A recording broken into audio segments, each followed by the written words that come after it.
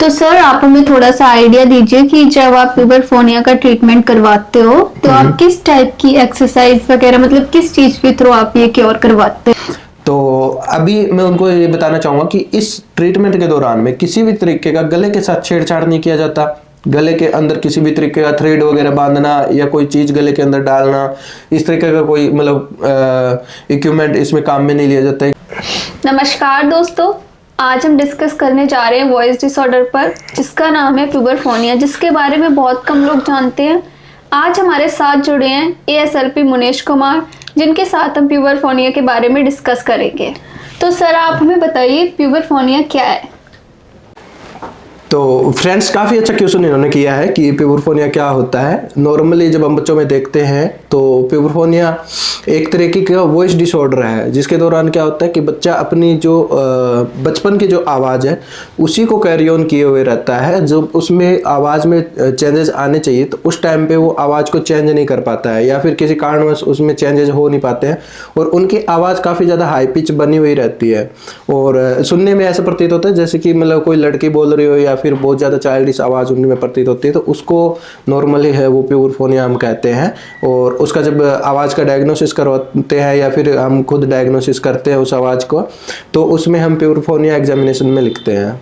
तो सर हमारा next question आपसे रहेगा कि ये प्यूबरफोनिया किन लोगों में होता है? बहुत सारे लोग इस चीज़ में कंफ्यूज भी रहते हैं कि किन लोगों में आता है। तो मैं बच्चों को बताना चाहूँगा कि ये मोस्टली बॉयज़ के अंदर हमें देखने को मिलता है। रेयर चांसेस ऐसे होते हैं कि लड़कियों के अंदर भी बहुत ज़्यादा हाई पिच साउंड आपको देखने को मिली होगी, बट जहाँ तक है ये आप ये मान के चल सकते हो कि 90 to 100% तक ये बॉयज़ के अंदर ही हमें देखने को मिलता है।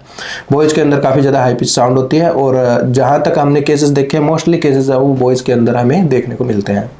जी सर, जैसा आपने हमें एक्सप्लेन किया तो एक क्वेश्चन का डाउट है, लड़कों में जो ये बीमारी होती है इसका नाम प्यूबरफोनिया होता है और जो लड़कियों में होती है उसका क्या नाम होता है? जैसा आपने क्वेश्चन इनपुट किया वैसे मैं आपको बताना चाहता हूँ कि लड़कियों में इस तरीके की प्रॉब्लम है वो बहुत कम देखने को मिलती है, बट कई बार हमें ऐसी प्रॉब्लम देखने को मिलती है कि लड़कियों के अंदर लड़कों के जैसी आवाज़ होती है, मतलब हाई पिच ना होके लो पिच वॉइस हमें लड़कियों में काफ़ी बार देखने को मिलती है। तो उस दौरान उस चीज़ को हम प्यूबरफोनिया नहीं कह सकते, उसको एंड्रोफोनिया का मतलब एग्जामिनेशन के दौरान हम लिखते हैं, एंड्रोफोनिया उसके बोलते हैं। तो सर हमारा नेक्स्ट क्वेश्चन है कि प्यूबरफोनिया होता क्यों है? देखो, काफ़ी अच्छा क्वेश्चन है और बहुत सारे लोग ये जानने के इच्छुक भी रहते हैं कि आखिरकार ये प्यूबरफोनिया होता क्यों है। तो बेसिकली इस स्टेप पे जब हम आगे बढ़ते हैं फ्रेंड्स, तो प्यूबरफोनिया लड़कों के अंदर होता है जैसा कि मैंने आपको पहले बताया, बट ये इसका एक स्पेसिफिक रीजन आज तक रिकॉर्ड्स में नहीं है। बट जहां तक हमने एग्जामिनेशन किया है कि लड़कों के अंदर आवाज़ है वो चेंज नहीं हो पाती, वो अपनी चाइल्डिश आवाज़ को पकड़े हुए रहते हैं, तो उस वजह से प्रॉब्लम होती है। और उसके पीछे भी कुछ मतलब जहां तक मैंने एग्जामिनेशन किया है कि लॉन्ग टर्म की कोई डिसीज अगर बच्चों में आती है या फिर किसी स्ट्रेस वगैरह से उनको गुजरना पड़ता है और वो टाइम जब उनके अंदर आवाज़ चेंज होती है, मान लो कि आप लगभग 12, 13, 14 साल की उम्र में, तो वो अपनी साउंड को आइडेंटिफाई नहीं कर पाते कि उनकी साउंड ग्रो हो रही है और उस दौरान हमें ये देखने को मिलता है कि बच्चों के अंदर ये प्रॉब्लम कैरी ऑन होती है, वो अपनी चाइल्डिश आवाज़ को कैरी ऑन करते हैं और ये प्रॉब्लम उनके अंदर हमें देखने को मिलती है। तो सर आप हमें ये बताइए कि क्या प्यूबरफोनिया क्योरेबल है कि नहीं है? बिल्कुल, आपने जो क्वेश्चन हमारे सामने रखा है कि प्यूबरफोनिया क्योरेबल है या नहीं है, तो इसको लेके बहुत सारे लोग और बहुत सारा हमारे समाज के अंदर मिसगाइडिंग चलता है। जब भी ये प्रॉब्लम आती है तो स्कूल के दौरान या फिर अपने जो साथ वाले एज ग्रुप है उनके दौरान बच्चे इसके अंदर प्रॉब्लम फेस करते हैं और फिर वो घर जाकर इस चीज़ को डिस्कशन में लाते हैं कि हमारी आवाज़ में प्रॉब्लम है, ऐसे मतलब हमें प्रॉब्लम फेस करनी पड़ रही है, लोग मजाक बनाते हैं।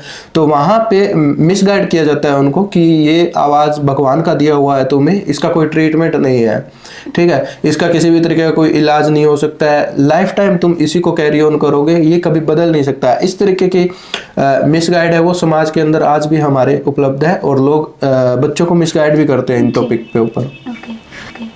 तो सर हमारा नेक्स्ट क्वेश्चन ये है कि प्यूबरफोनिया के जो सिम्टम्स होते हैं उनको कैसे आइडेंटिफाई किया जाता है? बिल्कुल अच्छा क्वेश्चन आपने हमारे सामने रखा है कि आखिरकार प्यूबरफोनिया को पहचाने कैसे।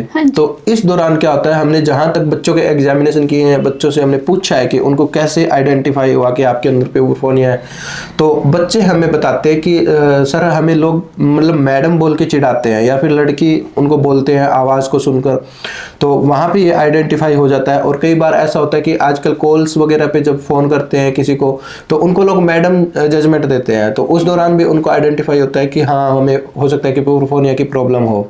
तो ये कुछ एक मतलब बातें हैं जिनको ध्यान में रखते हैं तो बच्चा आसानी से पहचान सकता है कि क्या उनको प्यूबरफोनिया है या नहीं है। तो सर इसका क्या ट्रीटमेंट कोई पॉसिबल है कि नहीं है? बहुत अच्छा क्वेश्चन आपने पूछा, और यही वो क्वेश्चन है जिसके इंतजार में आप लोग या फिर वो ये बच्चे हैं जो वीडियोस देख रहे हैं, जिसके लिए हमने ये पॉडकास्ट रखा है। तो मैम आपको मैं बताना चाहूँगा कि प्यूबरफोनिया का बहुत ही ईजिली ट्रीटमेंट है वो स्पीच थेरेपी के माध्यम से है। अगर बच्चा एक अच्छे स्पीच थेरेपिस्ट के पास जाके सेशन लेता है तो उसको 1-2 सेशंस के अंदर ही आवाज़ में परिवर्तन है वो महसूस होने लगता है। किसी भी तरीके का ऑपरेशन या मेडिसिन इसमें रिक्वायर नहीं होता है, ईजिली स्पीच थेरेपी के माध्यम से इसको पूरी तरह ठीक किया जा सकता है। तो सर आप हमें थोड़ा सा आइडिया दीजिए कि जब आप प्यूबरफोनिया का ट्रीटमेंट करवाते हो तो आप किस टाइप की एक्सरसाइज वगैरह मतलब किस चीज़ के थ्रू आप ये क्योर करवाते हो? बिल्कुल, बहुत अच्छा मतलब पूछा आपने, और इसमें हम थोड़ा सा मतलब बच्चों को बताना चाहेंगे कि वो पूछते हैं कि हमें मतलब किस तरीके से ये ट्रीटमेंट होता है। तो अभी मैं उनको ये बताना चाहूँगा कि इस ट्रीटमेंट के दौरान में किसी भी तरीके का गले के साथ छेड़छाड़ नहीं किया जाता। गले के अंदर किसी भी तरीके का थ्रेड वगैरह बांधना या कोई चीज़ गले के अंदर डालना, इस तरीके का कोई मतलब इक्विपमेंट इसमें काम में नहीं लिया जाता है कि आवाज़ को चेंज करने के लिए गले में कुछ डाला जाए या कट वगैरह लगाया जाए या फिर कोई मेडिसिन दी जाए। तो नॉर्मली बहुत ही इजीली एक्सरसाइज के माध्यम से इनको ठीक करवाया जाता है, जैसे कि लॉन्ग उच्चारण करना, वोकल कॉर्ड को ध्यान में रखते हुए आ ऊ मैं, या फिर ग्लोटल फ्राई वगैरह करना। और काफ़ी बार ऐसा भी होता है कि हम बच्चे का मैनुअली हाथ से भी बच्चे की वोकल कॉर्ड को मूवमेंट में लाने की कोशिश करते हैं। कई बार होता है कि मूवमेंट नहीं कर पकड़ पाता है बच्चा, तो उसके दौरान हम बाहर से एक्सटर्नली हाथ से वोकल कॉर्ड को प्रेस करके या इस तरीके से हम उनके अंदर परिवर्तन लाने की कोशिश करते हैं और फिर बच्चे को उस पर फोकस करवाते हैं कि हाँ किस तरीके से आपको इसको कंटिन्यू करना है। और 2-4 दिन की प्रैक्टिस में बच्चा इजीली उन चीज़ों को पकड़ पाता है और समझ जाता है। तो सर आप रियल लाइफ केस एग्जांपल आप हमको दिखा सकते हो जैसे आप ट्रीटमेंट करवाते हो? हाँ बिल्कुल, आपको मैं क्लिप्स दे देता हूँ और उन क्लिप्स को आप वीडियो के साथ ऐड कर सकते हो, जिनमें हमने बच्चों को ट्रीटमेंट प्रोवाइड करवाया है। और उसमें आप देख सकते हो कि क्या कुछ बदलाव है उनको 1 से 2 दिन के अंदर ही देखने को मिला है। तो सर आप हमें बताइए कि क्या समाज में भी अवेयरनेस की ज़रूरत है प्यूबरफोनिया को लेकर? मैम बिल्कुल, देखो आपने जैसे क्वेश्चन किया है और हमारे पास में जो केसेस आते हैं तो हमने नोटिस किया है कि जब वो पेरेंट्स के साथ डिस्कस करते हैं तो उनको एक मतलब बोला जाता है कि ये चीज़ ट्रीटेबल नहीं है, इसको आपको लाइफ टाइम कैरी ऑन करना पड़ेगा। तो ऐसे जब हम एग्जाम्पल सुनते हैं रूटीन लाइफ में तो हमें लगता है कि कहीं ना कहीं समाज में इन चीज़ों को लेके अवेयर होने की ज़रूरत है कि आज साइंस इतनी तरक्की कर चुका है कि हर चीज़ ट्रीटेबल है और ये तो एक बेसिक वॉइस डिसऑर्डर है जिसको आसानी से स्पीच थेरेपी से ठीक किया जा सकता है। तो इन चीज़ों को लेकर समाज में आज भी जागरूक होने की ज़रूरत है और बच्चों पर ध्यान देने की ज़रूरत है ताकि वो भटके नहीं और उनका एजुकेशन और कैरियर वगैरह है वो अच्छे से उनको मिल सके। तो समाज में जागरूकता की बहुत ज़रूरत है इन चीज़ों को लेके। तो सर अगर किसी को लगता है कि जैसे उसको प्यूबरफोनिया है तो उसको क्या करना चाहिए? नॉर्मली क्या होता है, बच्चे खुद से आइडेंटिफाई करते हैं जब उनका मजाक बनता है कि हमारे अंदर प्यूबरफोनिया है तो वो गूगल सर्च करने लगते हैं और इस तरीके से वो खुद आइडेंटिफाई करते हैं कि हमारे अंदर इस तरीके की प्रॉब्लम है। बट वहाँ पर भी हमें एक स्पेसिफिक एग्जामिनेशन की ज़रूरत पड़ती है कि बच्चे के अंदर प्यूबरफोनिया है नहीं है। तो इस चीज़ के लिए वो क्या कर सकते हैं, नियर बाई अपने स्पीच थेरेपिस्ट सर्च कर सकते हैं। और कई बार तो ऑनलाइन भी बच्चे ट्राई करने की कोशिश में रहते हैं। अगर ऑनलाइन भी करते हैं तो उसके दौरान वो RCI नंबर वगैरह मतलब स्पीच थेरेपिस्ट के जान सकते हैं पहले कि वो सही है या नहीं है। तो जब आपको पता चल जाता है कि हाँ ये एक अच्छा स्पीच थेरेपिस्ट है तो वहाँ पे या तो वो विजिट कर सकते हैं प्रॉपर एग्जामिनेशन के लिए या फिर उनसे ऑन कॉल अपॉइंटमेंट बुक करके परामर्श कर सकते हैं। वो उनका पूरा एग्जामिनेशन कंप्लीट करके उनको बताएंगे कि ये वास्तव में प्यूबरफोनिया है या फिर कोई और फिजियोलॉजिकल प्रॉब्लम है गले के अंदर जिसकी वजह से उनकी आवाज़ ऐसी हो गई है। क्योंकि अर्ली एज में जब देखते हैं 14-15 साल की उम्र में, तो नॉर्मली हाई पिच साउंड है वो प्यूबरफोनिया की वजह से होता है। बट कई बार ऐसा होता है जब 50 या अबो एज में जब जाते हैं तो बहुत सारे अलग एसोसिएटेड प्रॉब्लम उनमें आ जाती है, जिनकी वजह से आवाज़ हाई पिच या फिर बहुत ज़्यादा लो साउंड होने लगती है।